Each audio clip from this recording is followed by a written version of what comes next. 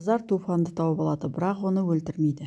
Ол Девранды өлтіру үшін кек алып жүрген шығар дейді, оның жоспарын бұзбайық. Шынымен де Туфан Девранды өлтіру үшін адамдар жинап жүрген еді. Сен Туфанды жарты жолда қалдырып кеттің, сондықтан ол сені де өлтірмекші дейді. Оның жоспарын білу үшін қастарына өз адамымызды жіберіп білсін дейді. Юсуп пен Зылиханың жағдайлары онша емес, ақшалары жоқ.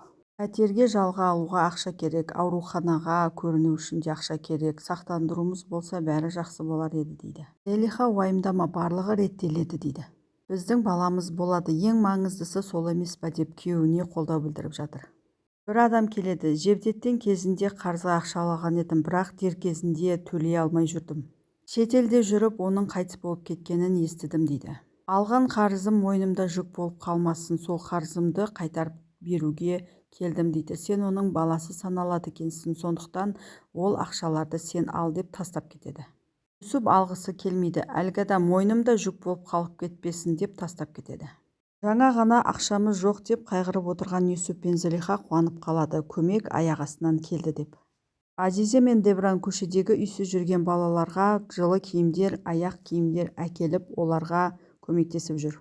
Азизе өзімен бауырларының Стамбулға алғашқы келген кездерін есіне алады. Ол кезде үстерінде еш нәрсе жоқ. Керек қылмай қоқысқа тастап кеткен адамдардың киімдерін алып киген еді.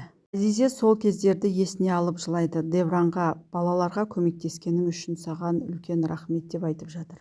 Юсуп пен Зылихаға көмектесіп жүрген Азизе мен Девран екен. Ол әлгі адамға хабарласып, ақшаны тастап кеттің ба дейді.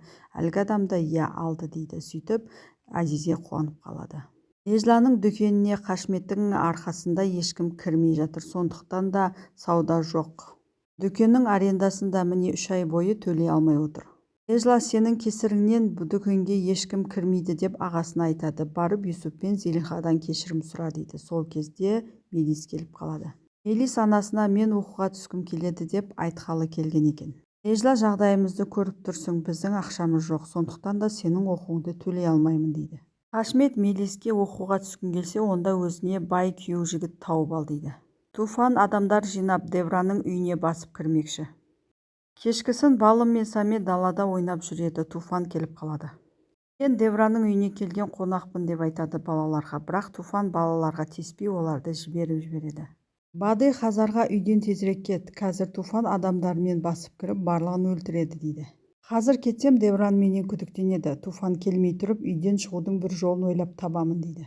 Нежла Қашмет Зылиха мен Юсуптан кешірім сұрамаса, біз аш қаламыз дейді. Көшедегілердің ешқайсысы бізбен сөйлеспейді, дүкеніме де ешкім кірмей жүр дейді. Дүкеннің иесі келеді, 3 айдан бері аренданы төлемей жүрсің. Ертең барлық 3 айлық ақшаны әкеп бермесең, онда дүкенді босат деп кетіп қалады. Девран мен Азизе жақындарын шақырып, бүгін кешкі ас беріп жатыр. Азизе Мелисті де қонаққа шақырды, ал Первин болса Мелисті Хазарға алып бергісі келіп жүр. Фидан анасының Ябуздың үйінде жүргенін, Ябуз оған Жемоны түрмеден шығарам деп алдап жүрсе де, анасы оған сеніп жүргенін айтып қояды. Азизе не үшін деп сұрамақшы болады, бірақ Девран саған уайымдауға болмайды, ол мәселені кейін шешеміз дейді. Вахаб, отбасы мәселелеріңді кейін шешерсіңдер, бүгін жақсы қуанышқа дастархан басына жиналдық дейді. Туфан болса Девранның үйін күзетіп жүрген барлық күзетшілерді шетінен өлтіріп жатыр. Бады хабарласып, Туфан адамдарымен үйге кіріп бара жатыр дейді. Хазар, мен сыртқа шығып келейін деп өтірік алдап қашып кетеді. Туфан адамдарын ішке кіргізеді, олардың қолдарында канистрге құйылған бензин бар екен. Туфанның адамдары бензинді үйге шашып тастайды. Туфан үйді өртеп жібереді. Хазар сырттан барлығын рахаттанып қарап тұр. Үй өртке оранды, барлығы өртті байқап қалады. Есікті ашып қараса, есікте өртеніп жатыр екен. Bir кезде оқ дауыстары естіледі, барлығы қорғанып жерге жатады. Девран сыртқа шығып, Туфанның адамдарын өлтіре бастайды. Юсуп үйдегілерді сыртқа алып шығады. Девран келіп көмектеседі, ол да Азизені сыртқа алып шығады. Девран Азизені қауіпсіз аймаққа тастап, өзі Туфанды іздеуге кетеді. Азизе жалғыз өзі қалып қалады, жанына Гүлсім келеді. Ол Азизені итеріп құлатып жібермекші болады, солай Азизенің баласынан құтылмақшы болады, бірақ соңғы сәтте ойынан айнып Азизеге көмектеседі. Девран Туфанның аяғынан атып жаралайды, сөйтіп оны ұстап алады. Девран Азизенің жанына жүгіріп келіп, атпашы деп жалынады. Девран Туфанға мен сені кешірген едім, кете беруіңе болатын еді дейді. бірақ сен осы өлімді өзің тілеп алдың деп девран туфанның басынан атып оны өлтіріп тастайды. Хазар барлығын көріп тұрған еді. Ол девранның қайтадан тірі қалғанына өкініп сол жерден кетіп қалады.